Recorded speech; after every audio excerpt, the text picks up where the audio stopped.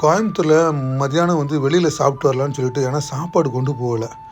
சரின்னு அப்படியே இந்த வீரபாண்டி பிரிவு திருவள்ளுவர் நகர் அப்படி தான் அந்த மெயின் ரோட்டில் நடந்து போயிட்டுருக்கப்போ எனக்கு கண்ணில் பட்டது ஒரு அம்மன் மெஸ்ஸுன்னு சொல்லிட்டு ஒரு வீட்டு முறை சமையல்னு சொல்லிட்டு போட்டிருந்தாங்க. அதாவது கிராமத்து வீட்டு முறை சமையல், மட்டன் தண்ணி குழம்பு, நாட்டுக்கோழி குழம்பு, குடல் குழம்பு, இது மாதிரி நிறைய எல்லாம் போர்டில் எழுதி போட்டிருந்தாங்க.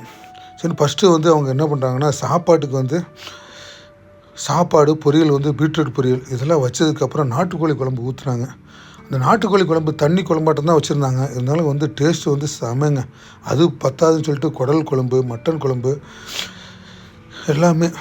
அந்த மெஸ்ஸில் பார்த்திங்கன்னா ரத்த பொரியல் செம்மையாக பண்ணியிருந்தாங்க. இந்த மாதிரி ஒரு வீட்டு முறை சமையல் அப்படிங்கிறப்ப பார்த்திங்கன்னா லேடிஸ் கண்டிப்பாக அவங்க தான் சமைப்பாங்க. சூப்பராக இருக்கும். அதுக்கப்புறம் இந்த குடல் குழம்பு எல்லாம் சாப்பிட்டு முடிச்சதுக்கப்புறம் இந்த சாப்பாட்டுக்கு ரசம் ஊற்றி சாப்பிட்டேன். சரி, இந்த குடல் ஃப்ரை கொடுத்தாங்க. உண்மையிலுமேங்க இந்த குடல் ஃப்ரைலாம் செம்மையாக இருந்தது. இந்த மாதிரி ஏதோ உங்களுக்கு இந்த சைடு கோயம்புத்தூரில் வீரபாண்டி பிரிவு சைடு வந்தீங்கன்னா, இந்த திருவள்ளுவர் நகரில் இருக்கக்கூடிய அம்மன் மெஸ்ஸில் ஒரு முறை சாப்பிட்டு பாருங்கள். இந்த லேடிஸு தான் சமையல்.